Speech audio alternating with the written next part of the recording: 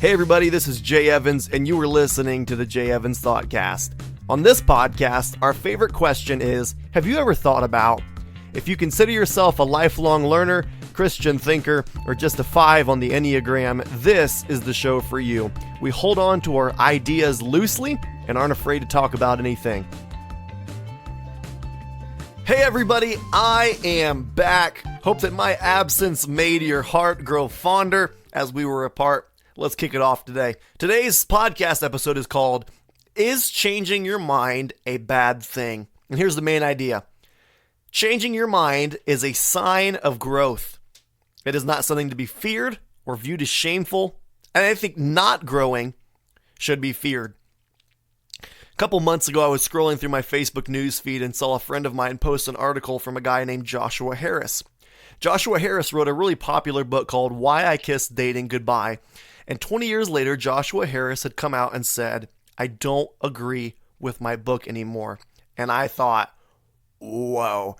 I had a youth pastor that totally stood behind that book. His daughters read about it, and he would teach on why dating was bad and whatnot. So naturally, it kind of grabbed my attention. And basically, Joshua Harris came out and said that his book damaged a lot of people, that it caused a lot of harm, that churches took advantage of it. One of the things that really stuck out to me about it was he was really young when he wrote the book. Like, I want to say he was like 19 or 20. And then he wasn't married, and he's writing a book on courting. And not to mention, he was like 22, I think, and pastoring a church. I'm not exactly sure on that. And one of the profound things was I was listening to an interview with him later, and he said that he would probably never pastor a church again. And being a 5 on the Enneagram, I'm doing a deep dive search of everything Josh Harris, and I see that he has a TED Talk. And his TED Talk was about changing your mind and being wrong about something. And I finished reading that, and I thought, this is one of the best TED Talks I've ever heard in my entire life. And essentially what it taught me is being wrong is not a bad thing. Changing your mind is not a bad thing because it shows that we are still learning, we are still growing, we're not comfortable with what we know.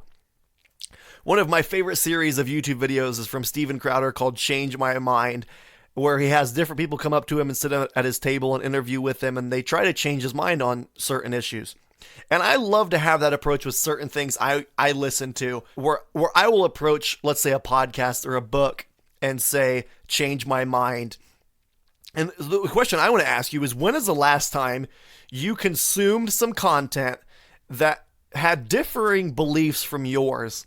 I recently read 2 books, one written by John Calvin and the other written by R.C. Sproul, simply because I've often found Calvinists really annoying, and I wanted to better understand the roots of Calvinism and kind of what they believe. And so I read John Calvin and R.C. Sproul, and I walked away thinking 2 things. Calvinists are not as rude, blunt, kind of jackasses as I thought they would be. And I still wasn't a Calvinist when I finished the books, but I felt like I better understood them. And here's what I've taken away from this. To look at yourself and say, when is the last time I changed my mind on something? I think in the last 2 years, my thinking has changed a lot. I used to work at a Baptist church, and now I'm working at a Methodist church.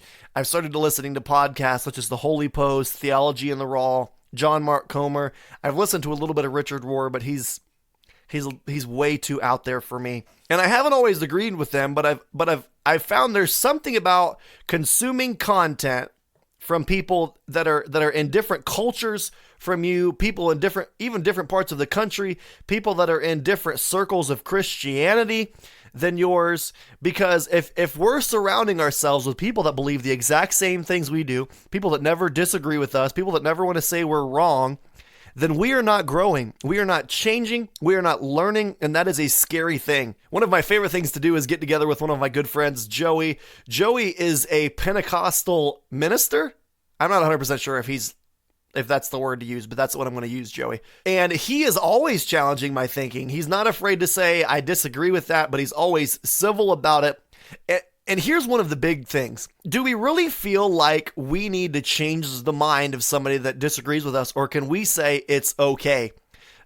I've stayed in touch with some of my friends from my former Baptist church. A lot of them have kind of written me off, and that's okay. But a couple of my other friends have said, I still love you. We still stay in touch and stuff like that. But I still disagree with you. And that's fine. But we need to be looking and saying, am I just living in this vacuum of people that agree with me, people that don't challenge my thinking, people that don't call me out when I'm just wrong about something? I've recently discovered a blog called Jackass Theology.